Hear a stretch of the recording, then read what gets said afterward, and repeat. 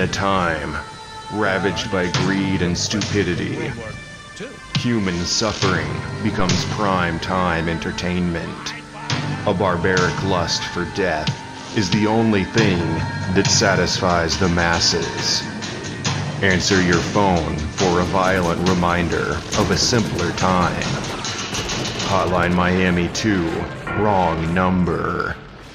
Is the 80s flavored slasher movie sequel to Hotline Miami, and I also think this is the first fun new game I've played this whole year. In fact, I think I forgot what fun was until loading it up. And that's because, just like in the first game, Hotline Miami 2 is brutally honest about itself, and also about just what an action video game is. The exaggerated gore, the quick respawns, and the fourth wall breaking horror create an incredibly self-critical tone. Meanwhile, the frenetic, fast, one-hit kill combat creates an incredibly pleasing game, where intricate action choreography feels just as amazing as it looks. For those who haven't played the first game, do it. You're gonna need to know what happened before to understand what's happening here, and the core themes from the first game have only been expanded here. It's still a twisted celebration of video game violence that manages to be shameless and self-conscious at the same time, both to a greater degree than the first one. But this time, there's more content. More levels, more guns, more player abilities, and more drama, believe it or not.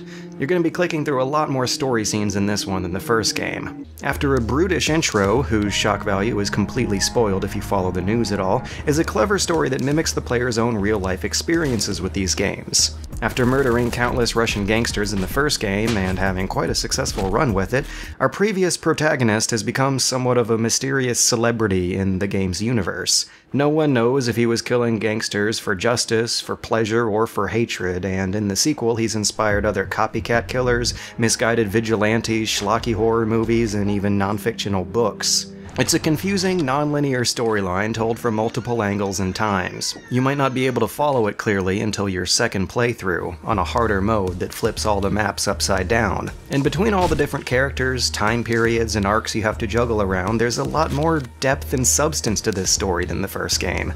I never would have thought that Hotline Miami, of all the video game universes out there, was one that could use a good dose of lore. But one thing I could always use a good dose of is great video games. And here's Hotline Miami, with its horrific gore, its nightmarish stories, and its nauseating visual effects that it somehow manages to deliver with an upbeat tone. With catchy, loud neo-80s tracks and bright, quirky pixel art with combat that is just so far up my alley I've lost myself in it.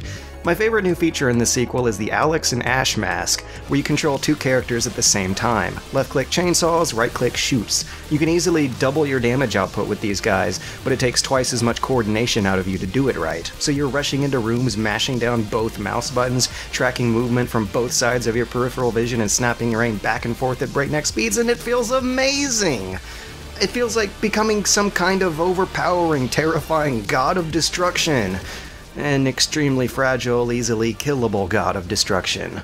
It's not hard to get locked into some kind of trance with this game. It's fast and satisfying enough to make it worth your while to just block out the rest of the world and just play to the beat of this amazing music. The combat is so solid that I had more fun drifting away into self-imposed metagames than actually clearing the levels. That combo multiplier can never get as high as I want it to. I can die and retry a billion times and won't care, just as long as I figure out a little bit more of a high-score combo route each time. I love the fact that in a game with this kind of theming, I can use the word trance in complete sincerity. It mirrors the experience of our delusional protagonists, who can't tell what's real or not, and neither can we. Levels will sometimes end with the director yelling "cut," or our character waking up from a dream. Sometimes you'll spot camera equipment placed on the edge of a map. Little hints are everywhere that all these deaths might be staged, but maybe they're not. Hotline Miami is honest about itself like that. The violence might not be real, but the thrill of it is, and it's fully aware of what debauchery that kind of enjoyment is. Both the player and the characters are confusing themselves over what's real, and they doze in and out of trances of obsessive killing. It's a hazy, fever dream world where the value of human lives and of the player's own morals are determined at the whims of sinister game developers. And this time, their $15 package took me 8 hours to complete, as opposed to the first game's 5 hours. and there's no real equivalent to the downer of a level that was the hospital from the first game. Instead, this sequel's problems arise from old problems becoming worse because of the new content. A lot of the frustrations still have to do with the interface. There's no easy way to tell what weapon your character's gonna pick up out of a pile of weapons. A little bit of mouse over animation could have helped alleviate this problem. And it does become a real problem in a lot of the levels of the second half, where some new enemies require specific weapons to take down, and piles of these new weapons stack up quickly. Picking up the wrong one or scrolling through every weapon in a pile until you hit the right one takes time, it breaks combos, and it kills players. I also wish there was a way to track cursor movement after locking onto enemies. With colors this bright, it's easy to lose track of your own cursor as well as enemies, especially after popping one of them with the lock on and then trying to recenter your cursor afterwards. Maybe having an unlocked cursor still available during the lock-on would make those follow-up shots too easy, but it would also cut down on a lot of frustrating deaths that felt like they had more to do with the lack of interface than a lack of skill. And, just like in the first game, expect to get killed a lot by off-screen enemies who are completely out of your view range. This is an old problem, exacerbated by the bigger levels in this sequel. There are a lot more open areas with no cover here than there were last time. Baiting the AI around corners is a more legit strategy than ever now. And despite all the new features there's one area that feels like it's been scaled down from the first game, and that's your mask selection. Since the story changes characters so much, you're oftentimes playing as someone who doesn't wear a mask at all. Instead, they'll have their own special ability, so the total number of different perks in there is probably about the same as the first game, but ultimately, your options for playing through each level in your own particular way are decreased from the first game. Which kinda sucks. It renders the unlocking system a bit useless, since you can't really control whether or not you can use those unlocks at all. In the next level, they just might not be available. It's up to the whims of the developers, you can't predict it. Different characters sometimes have different rules and different options, and they're applied inconsistently throughout the campaign. And I bet that's gonna bother a lot of people, but it's just one setback, made necessary by the narrative, in a pile of new features and levels that I still had a blast with. For the most part, it's a sequel that does exactly what a sequel should. It's more of the same, but bigger, better, and more intriguing.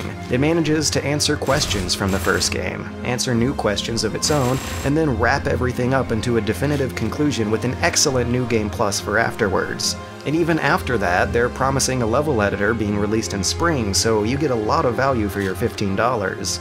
This sequel represents a huge step up in ambition and scope from the first game, but it does not represent a huge upgrade of polish and production values.